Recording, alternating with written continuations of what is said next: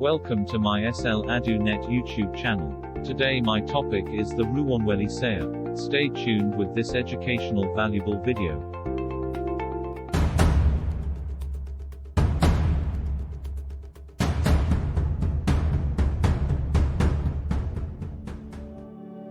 Is Ruwanweli seya a gala of structural designing wonder, revering the relics of Lord Buddha, or did it have a higher reason? Planned by arhants or illuminated ones themselves? Archaeologists and agents ask about the more prominent motivation behind a stupa whose development was anticipated by Buddha and was anticipated by arahants, divine beings and people. Assembled almost 2,500 years prior, achieving a forecast made by Lord Buddha himself, Ruwanweli seya, or the Pagoda of Brilliant Residue, was probably the biggest design in the antiquated world, standing 103 meters tall with a boundary of 290 meters. Otherwise called the Mahathupa, Swarnamali Chaitya, Suvarnamali Mahachaiti and Rathnamali Dagarbha, the stupa is a designing accomplishment and a declaration of the designing abilities of the old Sri Lankans. However, with the progression of technical studies and comprehension of the Mahathupa's actual construction, numerous specialists and everyday citizens, the same are scrutinizing the genuine reason for the Mahathupa. Is it just a megastructure securing and encasing the relics of Lord Buddha, or did it have a bigger capacity? At this point unclear to the progressed civilizations of today. Not at all like with some other Goliath stupas found in the nation. Mahavansa, the extraordinary narrative of Sri Lanka, records the moment subtleties and things associated with building the Mahathupa. Everything about the arrangement of the ground started by King Datugamunu to the consummation of developments by his sibling King Sadatissa had been reliably recorded, and many puzzles over whether this record-keeping was accomplished for a reason. A column recording this future event was set up by King Devananyatissa under the direction of Arhant Mahinda on its area almost 200 preceding the Mahathupa was fabricated.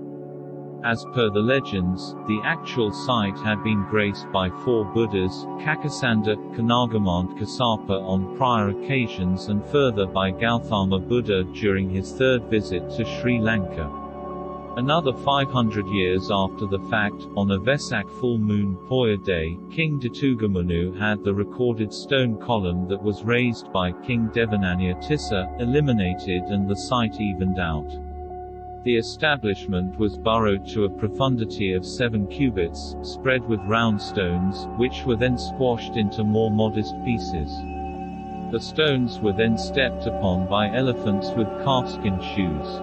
Fine dirt from Himalaya was spread on the stones with layers of blocks, unpleasant mortar, quartz, an organization of iron, fragrant earth, white stones, rock gems and pieces of stones put over it.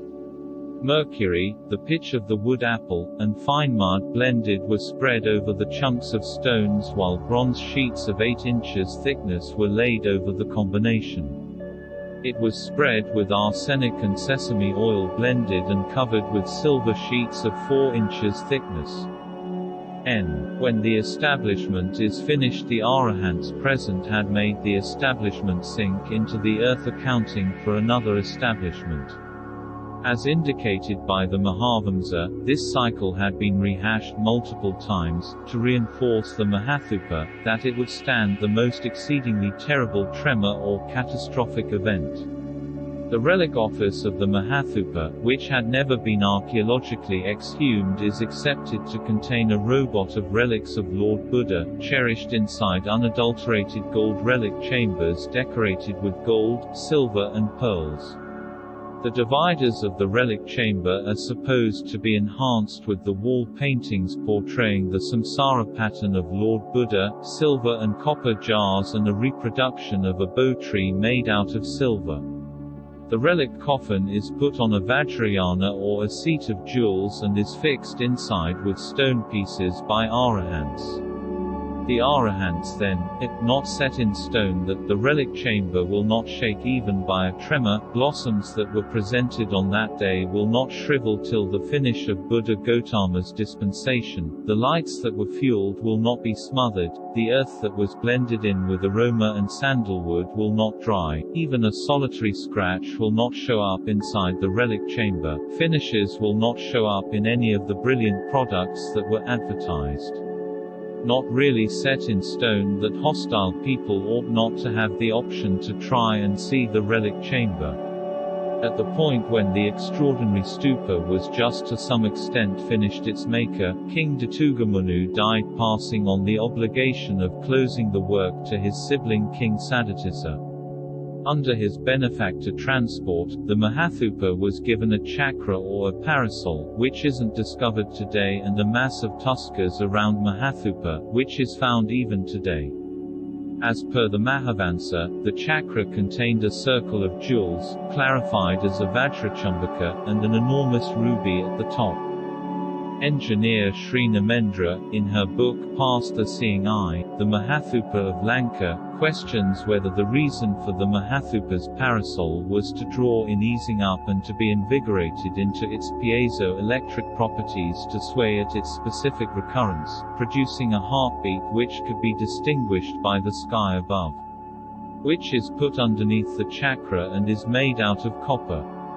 The utilization of copper in the upakila, which is associated with the chakra, which draws in power, proposes that the chakra and upkalawere are utilized to reap power through cloud mists.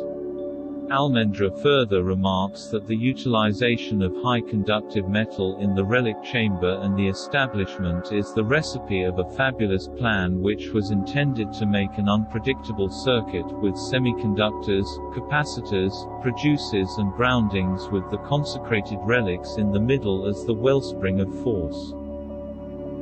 I hope you know something about the Ruwanweli seya. Subscribe to my EDU NET YouTube channel now to continue watching videos like this. Have a good day until you see another great video like this.